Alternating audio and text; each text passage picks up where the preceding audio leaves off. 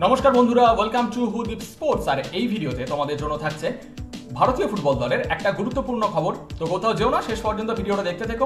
একটা দারুণ খুশির খবর রয়েছে এই ভিডিওতে তোমাদের জন্য।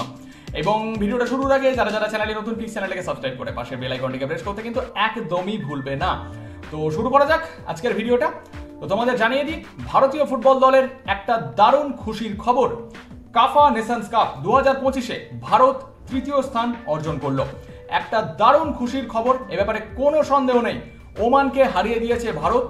খালিদ জামিলের কোচিংয়ে একটা অসাধারণ পারফরমেন্স করছে ভারতীয় ফুটবল দল।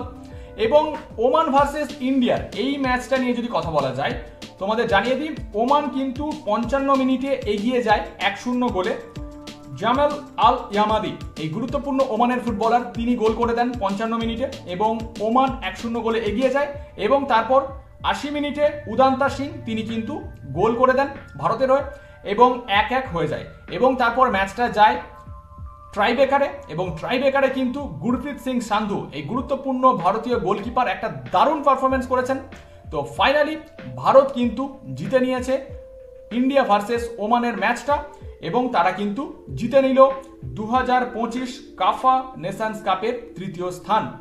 তো তোমরা এই খবরে কতটা খুশি অবশ্যই কিন্তু কমেন্ট করে জানাতে একদমই ভুলবে না। এবং তার পাশাপাশি খালিদ জামিলের কোচিংয়ে ভারতীয় ফুটবল দলের পারফরমেন্স নিয়ে তোমাদের কি মতামত অবশ্যই কিন্তু কমেন্ট করে কিন্তু জানিও। এবং তার পাশাপাশি ভিডিওটাকে লাইক আর শেয়ার করে দাও এবং আমাদের চ্যানেলটিকে সাবস্ক্রাইব করে পাশের বেল আইকনটিকে প্রেস করতে কিন্তু একদমই ভুলবে না। তাহলে এরকম নতুন নতুন খবর আমাদের চ্যানেলে তোমরা সবসময় সবার আগে পেয়ে যাবে। দেখা হচ্ছে খুব তাড়াতাড়ি নতুন একটা ভিডিওতে। ততক্ষণের জন্য ভালো থেকো আর দেখতে থেকো হুদীপ স্পোর্টস।